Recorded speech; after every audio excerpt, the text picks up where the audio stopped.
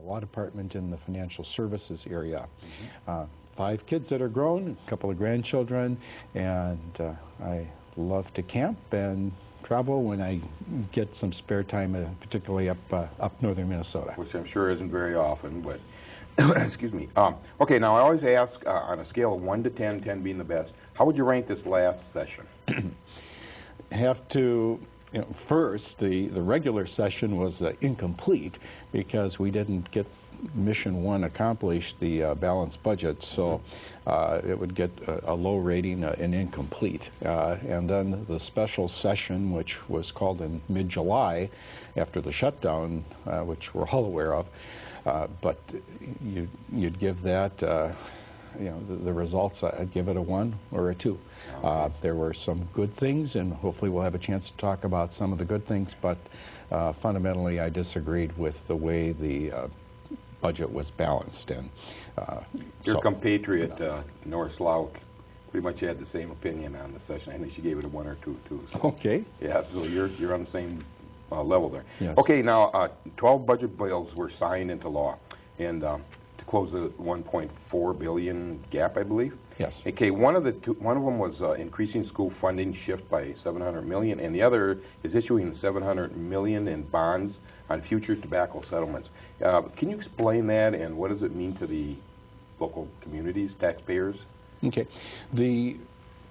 We have to have a balanced budget, first of all, and so in order to do that, the Republicans who are in charge of the Senate in terms of the number of people and organization, they have the majority, and they had said very clearly there won't be any tax increases. That said, and with various program cuts that were being made, there was the negotiations primarily between Governor Dayton and the Republican leadership as to how we can get this deal done.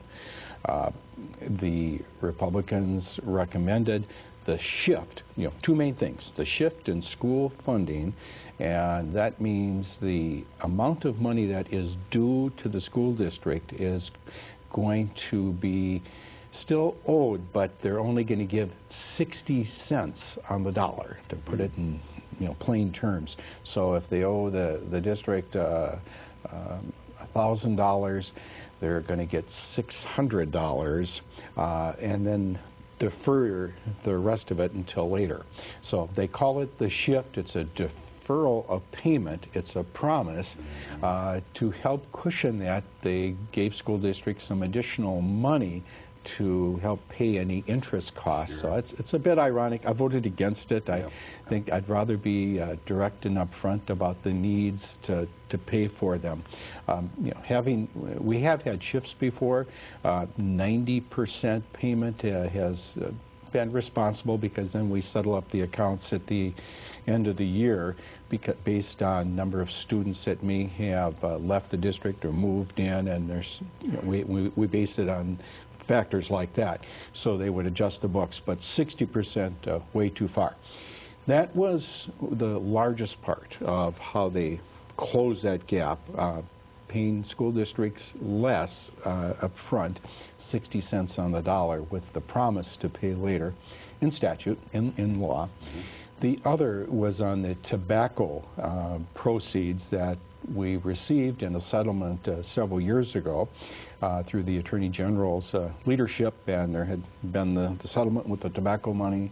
The program calls for millions of dollars that come to the state. That part of it goes in tobacco cessation programs, others various grant programs, but you use that money to address the objective of the hazards of smoking, and that's what it was, how we received that money, on the concern that it was doing to the public health. The proposal that the Republicans offered and what Governor Dayton reluctantly agreed to, which I voted against, will say, hey, we're going to now borrow or issue bonds on the money that we get from the state. So money that the tobacco companies pledged to us, and there was some $600 to $700 million, a pocket of money that we want to get now. And and that would be bonded. They're in the process of working that out, but we're going to have to repay on those bonds. And so to me, it's a gimmick. It's very poor public policy. A number of people have criticized it. And sounds like a house of cards, doesn't it? I mean, it's not a responsible way to balance the budget. And it really didn't solve any long-term problems, did it? No, long-term, it did not solve it. Do you think the Republicans, that kind of no new taxes and that sort of rhetoric, you think they drew a line in the sand and that probably stopped a lot of compromising, do you think? Certainly. Okay. Yeah, and some of them proudly, and I have to, and I have a number of constituents. I don't think the majority feel this way, that my way or no way, but they would wear pennies on their lapel very proudly and saying not a penny more. But Frank, what would happen then? People would come from their district and they would talk about programs for the schools, programs in health and human services in the county, for our nursing homes, people that are in assisted living, people that are getting some assistance from the state. We're not talking about irresponsible cheating, sometimes that we might read about, stamp that out, but there's real programs. Absolutely. There's people that, many public employees as well, that work in Oakdale, that live in Oakdale, that are very proud to be state workers, and there were significant cuts being proposed there, and that's frankly in our neighboring state, Wisconsin, which is playing out now in terms of the impact of a divided legislature and the governor and steps that were taken. Ultimately, you try to carve it, do something in the middle, compromise, and it was necessary to end the state shutdown, and so the governor did it, but reluctantly. Okay, speaking of the shutdown, what are your thoughts on that? I mean, okay, go ahead. What are your thoughts on it? Oh, yeah, I did not like it at all. To have the state parks closed during the summer, to see the highway interstate projects closed down, to see people that provide services for people in our veterans homes, or providing assistance to them in drivers stations around the state. I'd have students calling me about, hey, I want to get the driver's license. Sure. I couldn't even get a fishing license. Yep. And it really hit home. And when I was at a funeral, and the dad, they were in town and visitors, and they wanted to go fishing. Sure. A couple of days later, and they couldn't get the license to do that. And then, of course, when we heard when people were upset about beer not being in because of the licensing. Well, it was just so far-reaching. Yeah. And the monetary loss, I just can't imagine we'll ever recover that, right? No, it's not. It's a very painful lesson. It became very clear each day that we needed to end it, and so the compromise was ugly, but necessary to get the state back to work. Okay, were you involved with the compromise behind the scenes? And if you were, could you tell us what it was like? Yes, I was involved. I attended meetings nearly every day, and I was involved primarily on state government issues. I'm the lead Democrat for state agencies, and also on education issues representing the Senate, as well as Senator Terry Bonoff and Senator Leroy Stumpf.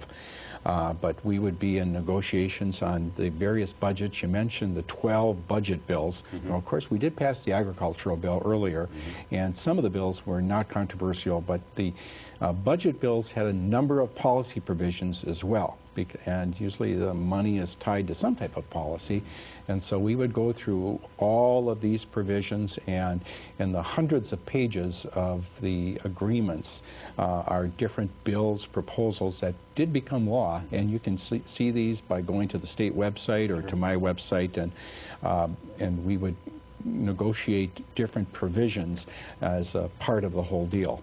And I sat next to Governor Dayton maybe 4 or 5 times, and they would call us in, okay, next education, or come back again on this. and then we would work on details, and then we also knew that it's going to settle at some point, and everyone, you know, wanted to get it over, though there was a faction that said keep it going. But we did know too about a bonding bill that for projects in various districts, and so we're working on that too, and you know, knowing that that would probably follow. So working on that, and yes, I was involved, and I did enjoy it. Okay, two quick questions here. We're almost out of time here, but what were your constituents saying? Were they writing and emailing you? I assume that they were just angry. Is that correct? Most of them were angry, and I, you know, I understand that. Yeah. I wanted to get it done. We aren't in the majority right now, have been, you know, for a number of years, but you know that changed. Yeah. And I told them we'll do our best. You know, you know, some people said, you know, hang in there, do your best, and I think now that we've gotten through the shutdown and you know further explanation and what happened, and opportunities like this, people understand. Well, thank goodness it's over.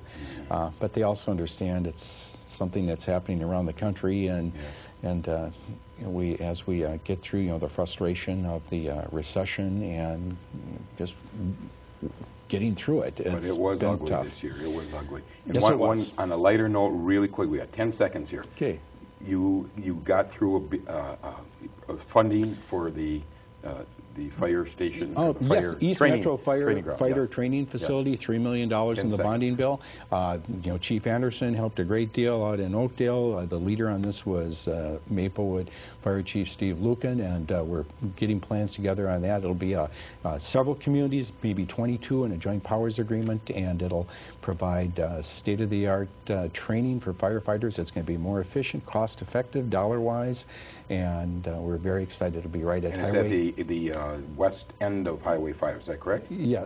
State property? Larpenter and 120 there, yes. in Century. Yes. So looking very forward to that, and so there was some good news from the legislative session. And I know you've worked on that for a long time. Yes. Chuck, we are so out of time, it's a fright here. So, hey, thank you for joining us on Oakdale Update today. We'll do a supplemental show another time. Okay, very good. Thanks, Thank you. Frank, and I encourage your viewers to contact me at 770-0283 is my cell, or at the Capitol 296-6820. Very good. Thank you. Thank you, Frank. The Oakdale Parks and Recreation Department has found a unique way to offer kids a free activity during the summer. Here's the story. Throughout the summer,